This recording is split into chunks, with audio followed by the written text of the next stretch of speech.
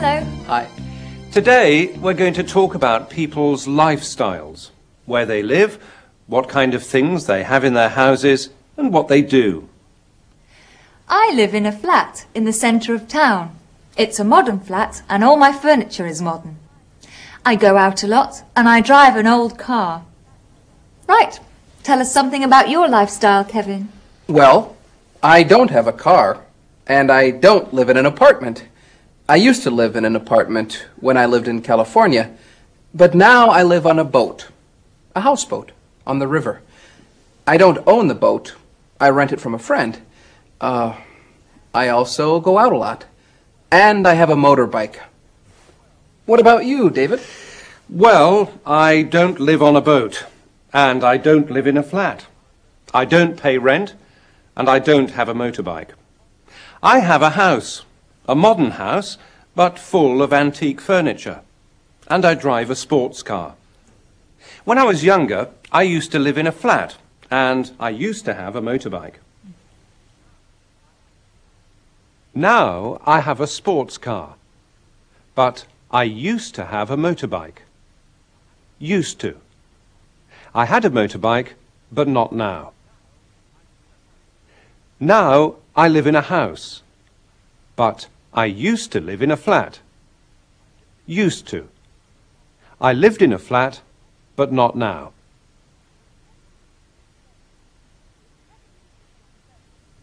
Kevin lives on a boat, but he used to live in a flat. Where do you live? And where did you used to live? I live in a small flat in central London near my work, and at weekends I go to the country. I used to live in a 4-bedroom family house in the suburbs.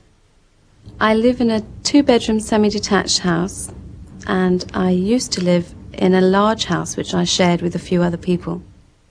Now I live in a ground floor flat which I'm buying, but I used to live in a council flat that I rented. I live in a condominium now. I used to live in an apartment.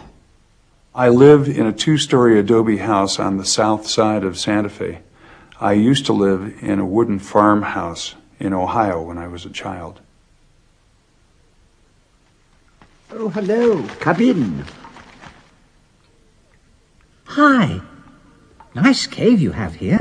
Thank you. Is it yours? No, we rent it. We used to live in a cave. Really? Yes, but we don't live in a cave anymore. We live in a tower. It's very nice. We used to live in a tower, but we moved. Why? It was cold. And it was noisy. So we came to this cave. It's warm. And it's quiet. But it's dark. And it's wet. You're right, but we like it, don't we, dear? Yes, we do.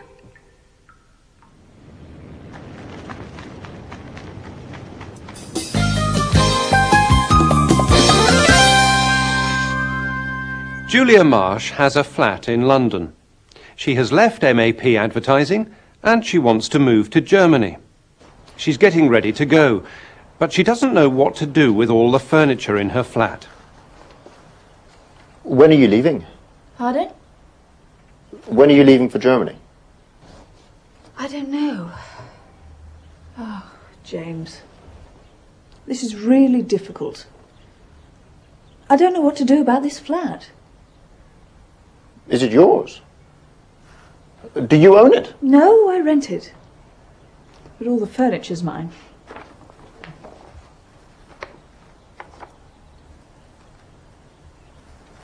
This typewriter. What about it? Is it yours? Yes.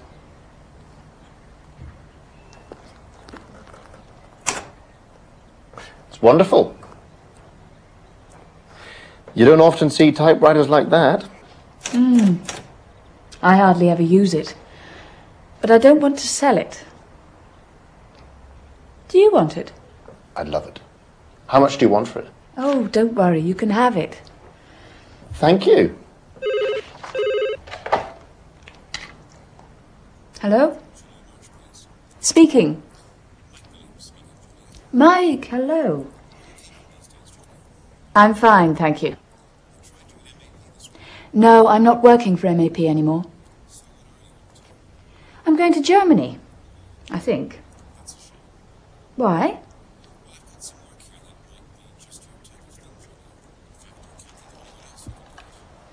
Really?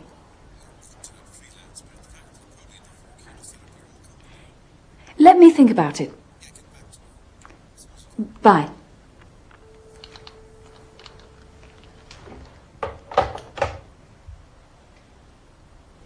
Well, well, well.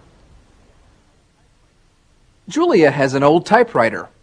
This is what they said about it. It's wonderful. You don't often see typewriters like that. I hardly ever use it. Always. Often. Hardly ever. Never.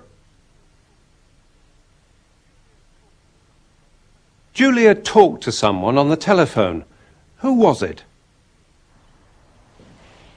That was Mike Roberts of International Promotions. International Promotions? Yes, I used to work for them before I moved to MAP. Oh, yes. What did he want? He offered me some freelance work.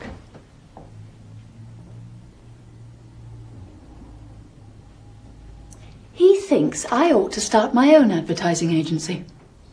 Why? He says there's a lot of work for small independent companies that are... Cheap? Good value. I don't know. What about Germany? Well, I really want to work abroad. But I'd like to be independent. To be my own boss in my own office? You don't have an office. Yes, I do. A desk, a telephone, a typewriter. Wait a minute, that's my typewriter. No, it isn't. It's mine. I need it. If you want to use it, you'll have to work for me. Me work for you?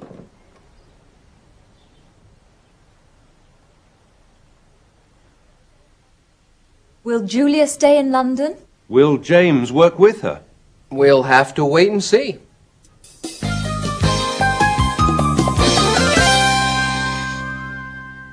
We're now going to Docklands. That's an area in the east of London along the River Thames, where boats used to come in and dock.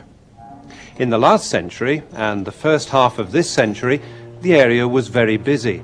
There were lots of ships coming in and lots of work for the people who lived there. But things changed in the 1950s and 60s.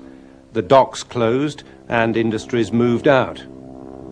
Then, in the 1980s, there was another great change. New buildings went up in Docklands and new companies moved in. A man who has seen many of these changes is Terry Ward, who works as a postman in Docklands. Let's hear what Terry thinks of the changes to the area. The kinds of people and the jobs that they used to do in the last century in the docks were all relevant to Docklands itself and the industries which were joined to it. Today, of course, the people are completely different. And there are a lot of professional people now. Skilled accountants, doctors, lawyers. All of these people don't really fit into the mood of the docks or the tone of the docks. They're the kind of people who would have a townhouse and then would want to get away to the country, somewhere for the countryside. A lot of the flats and houses that have been purchased in the docks, well, at the weekends, they're empty. You don't see them. They're only used during the week when the people are working. Therefore, they don't really constitute a community, because at the weekend, when the social life used to be at its most active, now it tends to sink and go quiet. And an awful lot of the new docks estates and areas are deserted at weekends. And you've got nothing anymore. In fact, it's like a ghost town. Well, what we're looking at now is a section of Millwall Dock, which used to be one of the busiest docks in the world.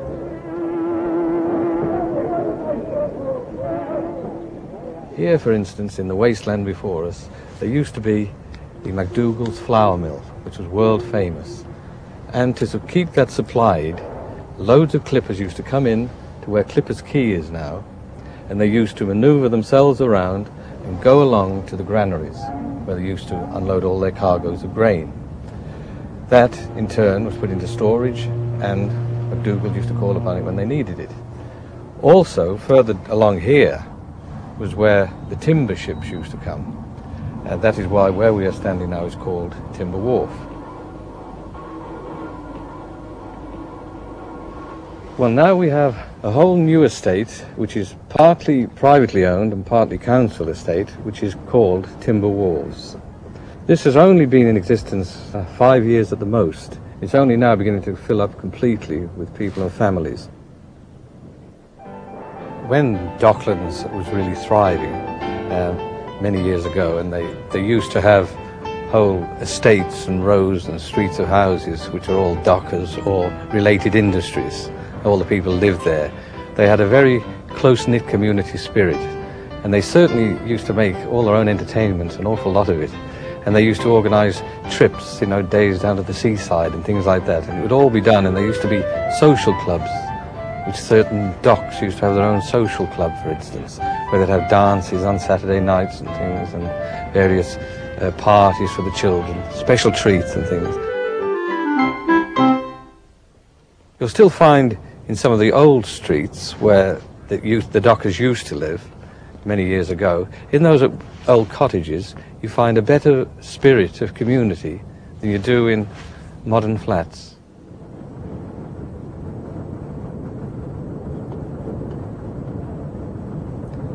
It doesn't seem to have a soul anymore, just straight brick and mortar, and that's it. It's lost its spirit.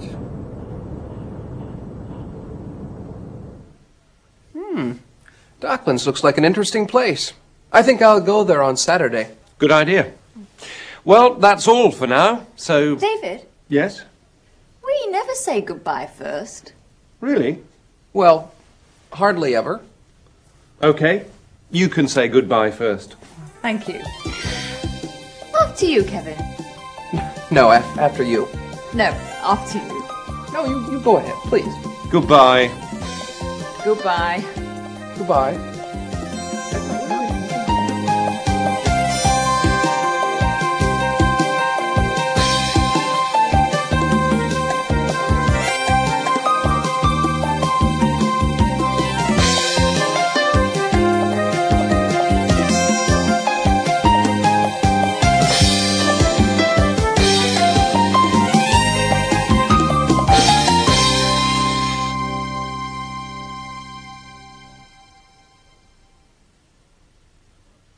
Look Ahead helps prepare you for Cambridge Level 1, Key English Test, KET.